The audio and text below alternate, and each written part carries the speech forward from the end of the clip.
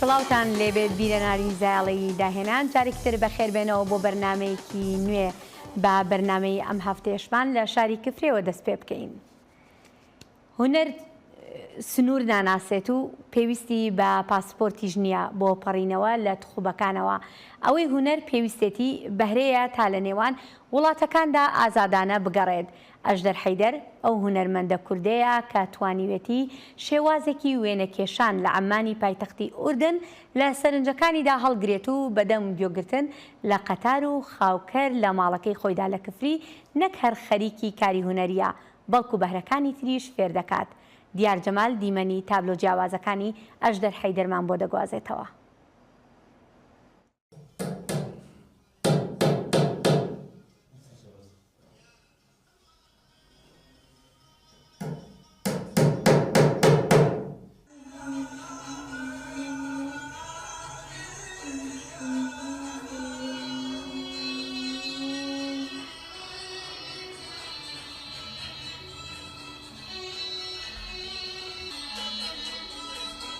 من ناوم ئەژدەر حەیدەر ئەحمەدە و دانیشتووی شاری کفریم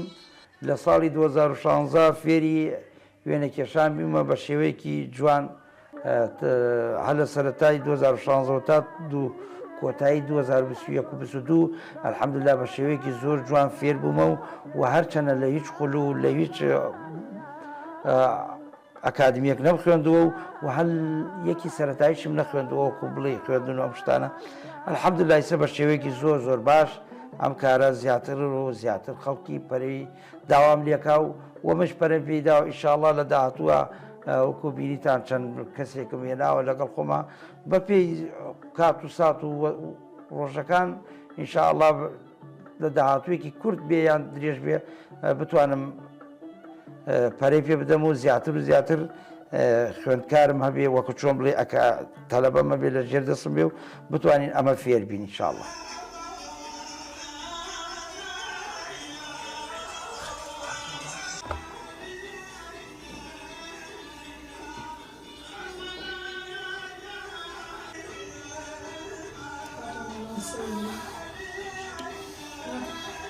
ئەم تابلۆیە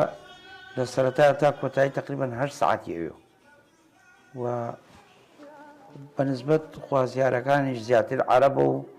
زیاتر خواروی بەغایە و ئەلحەمدوللا منیش بە مەقابلێکی کەم بۆیان دروست دەکەم و بەنسبەت کاتەکەی و کاتەکەی دیارە بەڵام ماندووبوونێکی زۆر زۆر درێژە پشتکێنی پێوترێ ئەمە حەقا ناوێت ستری ئار نەبووایە پێ بوترایە پشتکێن چونکەم هەر قەڵەمێک و ئەتوانی بە شێوەیەکی ئاسایی بەسەریعی تەواویکەی بەڵام ئەمە لێرەوە بۆ ئێوە لێوە بۆ ئەمرە زۆر زەحمەتە و 240 فەنە وەڵام من خۆ پێشەوەی سێری دەستی کابرایەکی عەرەب بکەم لە ئوردون خۆم هەر بە شێوەیەکی زەغرەفەیی یعنی منداڵانە بۆ مناڵ لە قوتابخانە داوایە کرد لە 2016 ئەم کرد بە بسمار ئەم کرد بەڵام بینیم کابرایەکی ئوردونی بە شێوەیەکی زۆر جوانێکە و منیش هەر لەیەوە لە دەست ئەوە فێر بووم و زۆر دیقەتمدا کارەکانی هیچ پرسیارێکشم لێ نەکرد بەڵام چۆن بڵێ ئەمە داهێنان نییە ئەمە لاسایکردنەوەی لاسایی ناچێت قاڵبی داهێنانەوە من ئێستا وام لێ هاتووە خۆی پرسیار لە منەکە ئەڵێ فڵان چۆنە فڵان چۆنە بێ چی بکەم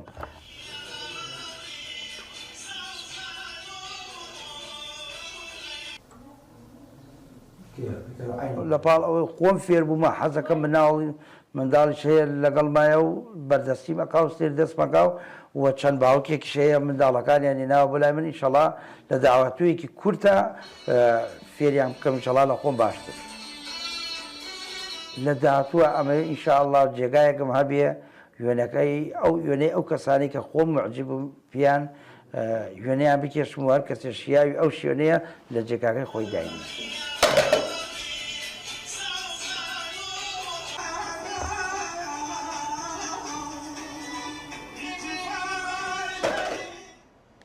لەوەتای کتێبەکان چاپ دەکرێن هەمیشە دەگوترێت گرنگ نییە چەند کتێبت نووسیوە، بەڵکو گرنگی لەوەدایە ئەم کتێبانت توانیوێتی بیرکردنەوە باوەکان بگۆڕێت یان نا. کتێبی کولتوری ژینۆساید دەکرێت بگوترێت یەکێکە لەو کتێبە ناواز و دەگمەنانەی دەخوازێت بە شێواز و بە تێگەیشتنێکی ترەوە سەر و سەودا لەگەڵ پرسی ژینۆسایددا بکات. دکتۆر کازیوە ساڵح لە کولتوری ژینۆسایددا مێژووی کۆمەڵکوژی کوردمان بۆ باز دەکات لە عێراقدا و وەک لێکۆڵەرێکیش ئەو جۆرە دید و بۆچوونانە ڕەتدەکاتەوە کە بەرپرسیارەتی ئەو ژینۆسایدە لە ئەستۆی تاکە کەسێک یان یەک لایەن بنرێت. دکتۆر کازیوە میوانی ئەم هەفتەی زایڵی داهێنانە. دکتۆر سپاس بۆ ئامادەبوونت و سەرەتا دەمەوێت بزانم لەم کتێبە نوێتدا چ جیاوازیەکی تێدایە لە ناساندن یان لە پێناسەکردنی ژینۆسایددا. سەرەتا سپاس بۆ جەنابە و سپاس بۆم بە سەرکردنەوەیەوە ئەم کاتەی بینەرانیش باش. ئەم کتێبە لە با بڵێن 12 چاپتەرە دە جیاوازی ئەخاتە ڕوو لە دە چاپتەرە چونکە یەکەم شت یەکێک لە جیاوازیەکان ئەوەیە کە بە پێچەوانەی ئەو لایەنە باوە یاخۆ ئەو پاترە نەباوەی کە لەناو لێکۆڵینەوەی جینۆسایدا هەیە کە بە شێوەیەکی هەرەمی لەسەرەوە بۆ خوارد جینۆساید دەخوێنێتەوە لە سیاسەتەوە بە پێچەوانەوە وەکو هەرەمێکی پێچەوانە لە خوارەوە بۆ سەرەوە جینۆساید خوێنوێتەوە. ئەمە بە شێوەیەکی گشتی بۆ جینۆساید. دووهەم هەموو تیورە سۆسیۆلۆجیستەکانی فەیلسوف و سۆسیۆلۆجیستی فەڕەنسی پێبوردیۆم هێناوەتە ناو دراساتی جینۆسایدەوە وەکو دۆکسا وەکو هابیتەس فێڵ هەموو جۆرەکانی سەرمایە سەرمایەی کولتوری سۆسیۆلۆجی سەرمایەی ئابووری و سەرمایەی هێمایی بۆ ئەوەی سەیری جینۆسایدەکانی کورد بکرێ بە شێوەیەکی گشتی سەرەتاکەی لەکوێوە سەرهەڵئەدا. یەکێک لە جیاوازیەکانی کە ئەوەیە کە جارێکی کە خوێندنەوەم بۆ نووسەری بەریتانی ئەنتەنی گدنس کردووە کە باس لە جیاوازی نێوان ستراکچەر واتە پێکاتە و هێز ئەیجنسی کە وەکو هێز و ئاکار و مرۆڤ بەکار هاتووە لێرەیە. خاڵێکی کەی جیاواز ئەوەیە کە من بە هەموو شێوەیە ڕەتی ئەەکەمەوە کە وەکو ئەوەی جینۆسایدکارانمان ئەخوازن کە جینۆسایدی کورد بەنە پاڵ حزبێکی دیاریکراو یاخود کەسێکی دیاریکراو وەکو سەدام حوسێن یا حزبی بەعس. من بە بەڵگەوە سەلمانومە کە جینۆسایدی کورد لەگەڵەوەی سەرقەڵەمێک چوومەتە سەر مەسەلەی لە کاتی داگیرکردنی ئیسلامەوە، بەڵام لە لێکۆڵینەوەیە تۆ ئەتوانی سەیری کاتێکی محەدەد بکەی کاتێکی دەستنیشان کراو. سەلمانومە کە لە کاتی عوسمانیەکانەوە کورد جەنۆساید دەکرێت و لەبەر لە دەوڵەتبوونی عێراق نەشناڵیزمی عەرەبی جینۆسایدی کوردی بە فەرمی داڕشتووە وەکو داڕشتنەوە بە فەرمی باسی لێ کردووە دایڕشتووە. یەکێکی کە بەڵێ دەمێت بزانم ئێمە دەزانین زۆر نەتەوە هەن لە جیهاندا کە ڕوبەڕووی جینۆساید بوونەتەوە. دەکرێت ژینۆسایدی کورد بە جیاواز ببیندێ لە نەتەوەکانی تر؟ بێگومان هەموو نەتەوەیەک تا نەتەوەیەکی کە هەندێک جیاوازی هەیە، بەڵام ئەوەی کورد ئێجگار جیاوازترە لە نەتەوەکانی کە کورد لە ڕوویەکەوە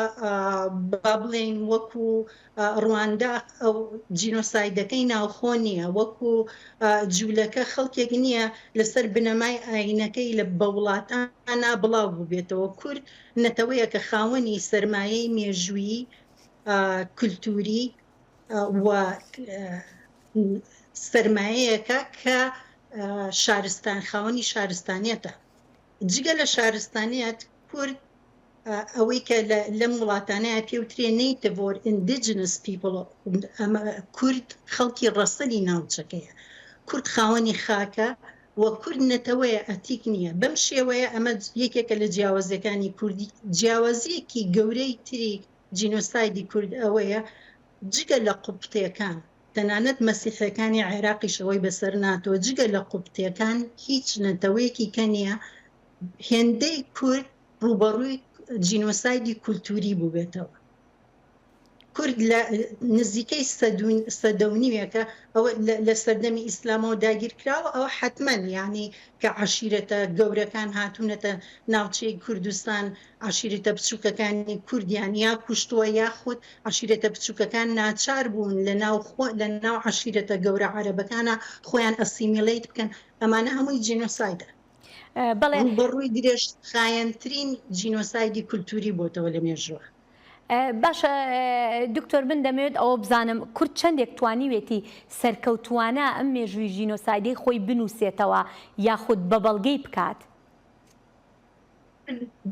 ئەوە نەک هەر نەیتوانیەوە بینووسێتەوە ڕێگری لە نووسینەوەشی ئەکا ئەوەی کە تا ئێستا بۆ جینۆسایدی کورد ئەکرێت کاری کەسین تاکە کەس تا ئێستا کردوێتی من وەکو تاکە کەس کارەکەم کەسێکی کە ئەکادیمیستە یاخود دەوڵەمەنێکە هاوکاری ئەکا یاخود کەسێکی ئاکتیڤیستە ئەمانە بە تاکە کەسی کار ئەکەن وەکو سیستەمێکی سیاسی کە بێت لەگەڵ سیستەمێکی ئەکادیمیە یەک بگرێت و کار لەسەر مەسەلەی جینۆساید بکە کەسێک تێی ئەگا کەسێکی کە تەنفیزی بکە ئەم شتە لە ناو کووردا تا ئێستا نییە و من خۆزگە ئەخوازم و کورد وەکو کار لەسەر جینۆسایدەکانی ناکات بەرهەمیشی نەهێنێتەوە لە ئێستاە لە باشوورە جینۆساید بە شێوەیەکی بەرفراوان بەرهەمیێتەوە لە زۆر ڕۆوە. بەڵێ باشە لە دۆسیەکانی تایبەت بە ژینۆسایدکردنی کورد کارکتەرەکان بۆ دەستکردن بەو ژینۆسایدە سوودیان لە چی و چی بینیوە و بۆچی؟ کارکتەرەکان زۆرن زۆربەی جینۆسایدەکانی دنیا کارکتەرەکان تەنها کارکتەری دەوڵەتن بەڵام جینۆسایدی کورد دیارە لە ناو زۆر نەتەوەی کەشا هەبووە کە هاوڵاتی با بڵێ ئەو کۆمەنەتەی کە تارگێت بووە کە جینۆساید بکرێ خۆیان بشێکی کەم هاوکاریان کردووە بەڵام لە جینۆسایدی کووردا ئێمە ژمارەیەکی زۆر جاشمان هەبوو کە ئەمانە ئاکتەری ناوخۆن و ئاکتەری دەوڵەت هەیە و هەروەها ئاکتەری تەماشاکار هەیە کە ئەمانەش بەشدارن من شێوازی جۆرێکی کەم لە ئاکتەر دروست کردووە کە ناون ئاکتەری سیڤیک بەشداربووی سیڤیک ئەمە یەکەم جار پیان وابوو کە ئەمە زۆر زەحمەتە شتێکی وا سیڤیک هەمیشە خەڵکی سیڤلیان یاخود خەڵکی ordinary people ئەمانە بەردەوام وها سەیریان کراوە کە بەشداری جینۆساید ناکەن لە ئاشتیەکانە بەکاریان بەڵام هەرخۆی تیۆری ئەم کتێبە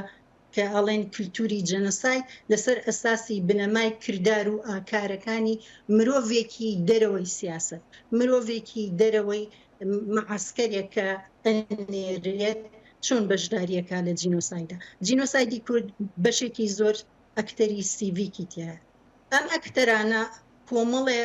بنەما هەیە کە هاوکاریان ئەکا بۆ ئەوەی جینۆساید بکەن یەکێک لە چاپتەرەکان لەسەر بنەمای سەرمایەکانە وەکو سەرمایە ئابووری و سەرمایە کولتوری و سەرمایە هیمایی کە ئەو دەستی ئەکەوێت و وای لێکە ببێ بە بەشێ لە ئەو نێتوەرکە لە ئەو گروپەی کە تایەتی وەکو با بڵێن وەکو پیا هەڵدانێک بۆی ئەمێنێتەوە لە ڕووی سەرمایە هێماییەوە یاخۆ ڕەمزیەوە لە ڕووی سەرمایەی ئابووری و کۆمەڵایەتیەوە خۆمان ئەزانین کە لە سەردەمی بەعسا ئەوانەی کە بەشداری جینۆساید و چەوسانەوەی کوردیان کردووە لە ڕووی ئابووریەوە ئابووریان تێبەخشراو دکتۆر ماوەی بەرنامەکە ماوەی و توێژەکەمان کەمی ماوە دەرهێنەری بەرنامە ئاگادار مەکاتەوە دوا پرسیارم دەمەوێت بزانم ئایا ژینۆساید تەنها بریتیە لە کوشتن و بڕین و پاکتاوی ڕەگەزی و هەروەها گۆڕی بە کۆمەڵ و ئەم شتانە یاخود ڕەهەندی تریشی هەند کۆمەڵی ڕەهەندی زۆری هەیە هەندێکیان نەتەوەیە گرتوەکان دانی پیاناوە وەکو جەنۆسایدی کولتوری و هەروەها جەنۆسایدی ژینگەیی کە کورد هەموویانی بەسەر هاتەوە بە تایبەت ئێستا لە ژێر فشاری جنوسایدی ژینگەی گەورایە بەڵام لێکۆڵینەوە نوێیەکان ئەوە دەرەخەن کە بۆ نمونە جنوسایدی زمانەوانی نابێ ببێ بە بەشێک لە جنوسایدی کەلتوری چونکە بۆ خۆی جنوسایدێکی هێجگار گەورەیە لەبەرەوە ناوە لینگۆساید و بەرهەمە بڵاو نەکراوەکانی لەمکن ئەوە دەرەخات کە زۆر جار ئەکرێ جەنۆسایدی دەرونیش دروست ببێت لەسەر هاوڵاتی. بەڵێ دکتۆر کازی وەساڵح زۆر سپاس بۆ ئەم دەرفەتە. ئاز بۆ جەنابە و ڕۆژێکی خۆش.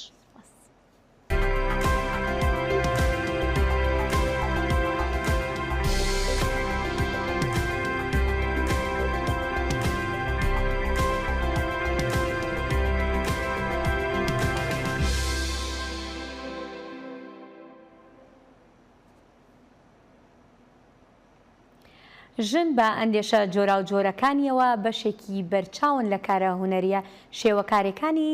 زەینەب ئەرکەوازی. زەینەب لە دامێنی ڕووباری ئەڵوەن و لە ئامێزی باخەکانی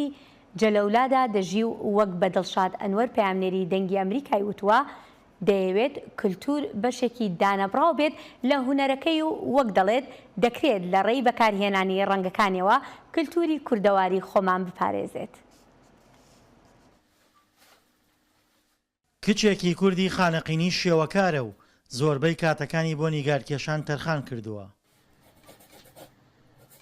زەینەب ئەرکەوازی ماڵەکەی پڕ کردووە لەو نیگارانەی کە لە ماوەی چەند ساڵی ڕابردوودا بەدەست کێشاونی. ئەگەر باین لە دوای 2004ەوە بیشی من لە چەند پیشەنگا بەشداری کردیدە تا ئیسا ینی هەر ساڵێک تو بەشداری بکە لە 6-7 پیشەنگا هەر لە 50 زیاترە 50 پیشەنگا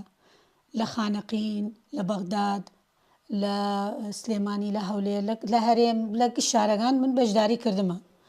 لە فستیڤال بێ دیدار تا ئیسێش بەردەوامم. زەینەب هەر لە منداڵیەوە و لە قۆناغی سەرەتاییەوە خولیای بۆ وێنەکێشان هەبووە و برێوی بە خولیاکەی داوە. وەک خۆی دەڵێت کارەکانی زیاتر فۆلکلۆرین زیاتر ئەم ساڵ ینی زیاتریش تەرکیز کردمە سەر کارە کولتوریەکان لەبەرەوەی ئمە زیاتر شانازی وە کولتورەوەکەین و کولتورمان نەفەوتێ ئێمەوە هوەرەوە تعبیر لەو شتەکەی من تەماشاکەیدن کارەکانم زیاتر ژنە ینی وە کارتێرم ینی قەزیە ژنە و لە پاڵ ئەوەشدا بەسمەوەی بە کولتورەوە سێری دەموچاوێ ئەی دوێتە بکەیدن هەم ئەزیدیە کووردە یعنی چەند هەرچەندە کارە هونەریەکانی نەبوونەتە سەرچاوی بژێوی بۆ زەینەب بەڵام وەک خۆی دەڵێت ناو بەناو کارە دەستیەکانی لە ڕێگەی پێشانگاکانەوە دەفرۆشێت. بەنسبەت فرۆشتنی تابلۆ حتمما خۆی سەرچاوی مادی نییە ئاراگشت و نەرمەندی لەبەرەوەیمە سەقافەتی فرۆشتن و کڕینمان نییە بەس حتمما لە درێژایی کارکردنم چەند ساڵە من تابلۆ فرۆشتمە. یەکم جار لە 2005 ئەو کاتە ئەمریکیەکان جێسیسی لە خانەقین بوون کۆبوونەوەیان کردووە ڕێکخراوەکان ژنان. ئەو وەختە من خۆم ناسیم وەکو شێوەکارێک لە پاڵ کارکردنەکەمە و وتم من ڕسم کەم ئەوشتانە وتی مادام ڕسمکەیدن ئێمە هینمانەیە کۆنفەراسێک لە خانەقین کەین حەسکەین چە ڕسم دیریت ئەو کاتە نمایشی بکەین. ئیتر منیشە چە ڕسم داشتم ڕسمەکانم لەسەر جام وەک ئیسەنەوی ئەو کاتە زەیت و شتمان وەکار ناوەرد لەسەر جام بێ فکرەکانێکیشی تعبیری بێ فکرێکی بەسیط بێ کە هاوردم سێریان کرد گشت تابلۆگانم لەلیم کڕین هاتمەوە ئەراماڵ باوگم ڕوحی شاد بێ وتی چەند تابلۆت فرۆشتۆ ئەمڕۆ وتم مەڵا باوە نازانم ئەو دۆلارانە وەرگردمە تابلۆگان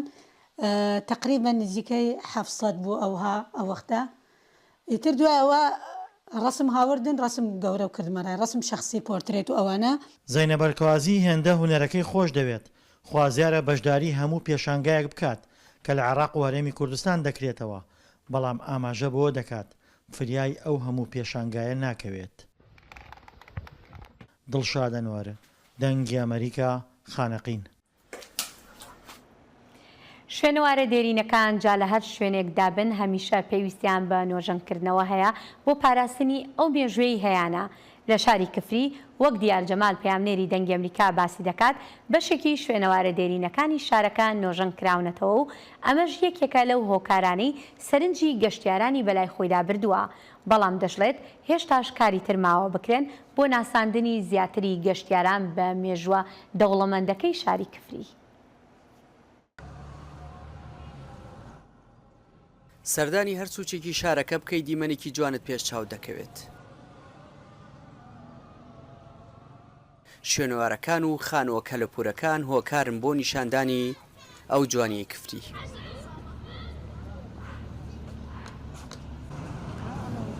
باخەکەی مامسابیر بۆتە شوێنێک لەو شوێنانەی کە گەشتیاری ناوخۆ و دەرەوەی کوردستان سەردانی دەکەن. محەممەد خۆبەخشانە خزمەت بە کۆترەکانی ناو باخەکە دەکات و پارێزگاری لەمانەوەیان دەکات. دیمەنی پێش باخەکەش هێندەی تر سەرنجی هەمووانی ڕاکێشاوە. ئەمرە ساڵ و نیوەکە کریا سۆ باخچەی مامسابیرە بڕێ کۆترمان تیای بەخێ و کردە بۆ جوانی شارەکە خەڵک لە گشت شوێنێک تێ بۆی سەیریەکە دانشن بۆ خۆیان سەیریەکەن وەڕۆن شوێنێکی گەشت و گوزارە خەڵک تێ بۆ خۆی سەیریەکە خەڵک زۆر لە شارەکانی چۆتێن ئەو ڕۆژە جەماعەتی هاتوون خەڵک دەربێنی خان بوون جەماعەتی هاتوون خەڵک سەنگاو بوون وتی خەڵک دیهاتەکان لای سەنگاوین. شوێنەوار و خانوە کەلەپوریەکان وا وردە وردە حکوومەت و خەڵکی نۆژەنیان دەکەنەوە ئەوە شوای کردو ژماری گەشتیار بۆ شارەکە زیاد بکات. لەگەڵ نۆژەنکردنەوەی چەند شوێنەوارێک چەندینی دیکە هەیە کە مەترسی لە ناوچوونیان لەسرە گەر بە زووی کار بۆ پاراستنیان نەکرێت. کفری بێتە ناوەندێکی گەشتیاری و شوێنەواری لەبەر ئەوەی چەندین شوێنەواری تایە وەکو قەیسەری کفری گەرمایی پاشاسەرای کفری تەپەی قەرۆغڵان یعنی هەموو گەڕەکەکان لە گەڕەکانی باوەشاسوار هەمووی کون و کوچبنێکی ئەم شارە پڕە لە شوێنوار و خانووی کەلەپوری کە تەمەنی زیاتر لە 100 ساڵ بۆ 250 ساڵ پێش ئێستایە. وڵای ئێمە لە شوێنواری کفری ڕۆژانە گەشتیار لە هەموو ناوچەکان و تەنانەت لە دەرەوەی وڵاتیش سەردانی ئەم شوێنەوارەکە بە تایبەت سەرای کفری و شوێنەوارەکانی تر. مۆزەخانەی کەلتوری شارە هەرچی کەرەسەی کۆنی بەکارهاتووی سەردەمانی زوو هەیە مامۆستا سۆران کۆی کردوێتەوە.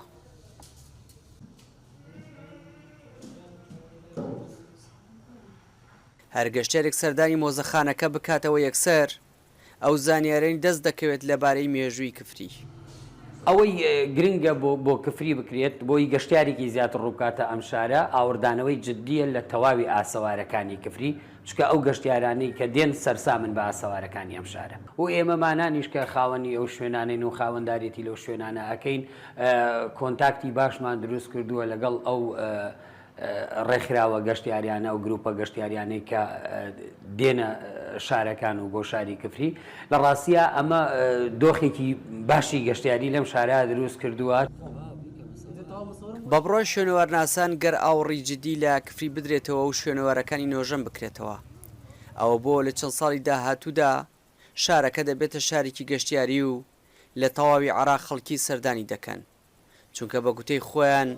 ئەو شوێنەوار و خانووە کەلەپوریانەی لە کفریدا هەیە لە هیچ شوێنێکی عێراق بوونی نییە. دیار جەمال دەنگی ئەمریکا کفری.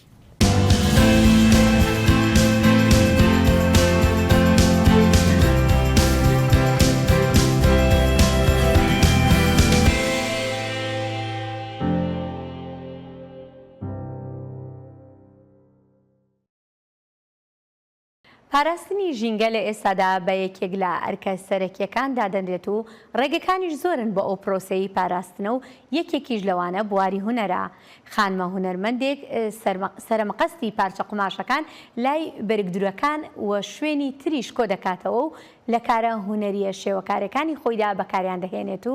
سەرسامێکەیشی لای بینەرانی پێشانگا تایبەتەکەی جێدەهێڵێت. فەرحان هەورامانی پەیامنێری دەنگی ئەمریکا سەردانی پێشانگاکەی کردووە و زانیاری زیاتری لایە. حوسنا لە یەکادا شێوەکار و ژینگە پارێزە لە پرۆژەیەکی ئاوێتەبووی هەردوو بوارەکەیدا لەو پارچە پەڕۆیانەی کە ڕیسایکڵین دەکرێن کاری هونەری بەرهەمێناوە و لە پێشەنگایەکدا نمایشی کردووە. لە 28 تابلۆ پێگاتوە تابلۆکانم هەوڵم یاوت ئەو قماشە بە فیڕۆچوانی ئەو پارچانەی کە لای خاتەکانە مێنێتەوە لە بری ئەوەی کە فرە بدرێنە ژینگەوە من بە جۆرێکی تر بیهێنم لە ڕێگەی هونەرەکەمەوە خزمەت بە ژینگە بکەم و لە بەرەمە هونەریەکانمان بەکاری بهێنمەوە. تابلۆکان تەواوی سکێچ و پێگاتەکانیان لە پارچە ڕیسایکڵبووەکان پێگاتون وە خۆی دەڵێ لە ڕێگەی هونەرەوە دەیەوێت پەیامی ژینگە پارێزی بە هەمووان بڵێت. خودی ئافرەتێکە هەروها قژەکانیش و بەمونە ستایلی قژەکانی تەواوی ئەو گوڵانن کە لە پارچەکان نامەندا نەدان هەڵم کۆڵیون و بەکارم هێناونەتەوە بۆ سەر و پرچەکەی و ئەمەش شلیلەیەکە کە لە قماشە خوریەکان دیزاینەکەم پێکردە. ئەم جۆرە کارە هونەریانە جێگەی تێڕامانی مامۆستایانی هونەر و دیزاینەران بوون بە پەیامێکی گرنگی هونەریان بۆ پاراستنی ژینگەزانی. هەمیشە وترێ هونەر نزیکترین بەشە لە ژیانی ئینسان. ئەمە یەکێکە لەو حاڵەتانەی کە ئێمە بەریەکەوین دووبارە بەکارهێنانەوەی ئەو شتانەی کە ئیتری کەڵکی نەماوە فڕایە درێ یا لە شوێنێکا زیایە بۆ ژیان پێدانەوەی بە شکڵێکی کە بە جوانتر ئەم جارە وای لێت لە جوانترین شوێنی ماڵەکە تا هەڵێواسیت ئەمە گەورەترین وەزیفەی هونەرە لەم ڕێگەوە هونەر بە شکڵێکی زۆر باشتر و کوالێتی تر ئەڕاتە ناو خەڵک بەر خەڵک ئەکەوێت. وردەکاریەکانی سەرنجی ڕاکێشام و دیزاینەکانیم زۆر کاری دیزاینی زۆر بە وردی تیا کردووە کە ئەکرێ ئەمە لەسەر هەر پارچە قماشە تۆ بتوانانی ئیشی تیا بکەیت بەدەر لە تابلۆیەک ئەتوانی بکەی بە دیزاینێک بۆ هەر جلو بەرگێک هەر شێوەیە کە بتەوێ و لەگەڵ ئەوەیە بەکارهێنانەوەی ئەو پارچانەی کە ئەکرێ ئێمە ڕۆژانە فڕیان بدەین. تابلۆکان دوای نمایشکردنیان لە پێشەنگا هونەریەکەدا بەشێکیان لەلایەن ئامادەبوانەوە دەکڕان هاوکات جەختیش لەوە کرایەوە ئەم بیرۆکە هونەریانە درێژە پێ بدرێت لە پێناو پاراستنی ژینگەدا. فەرحان هەورامانی دەنگی ئەمریکا هەڵەبجە. ئازان لێرشدا هاتینە کۆتایی ئەم بەرنامەی زایاڵی داهێنان تا بەرنامەیەکی تر هەر شاد و بەختەوەر بن.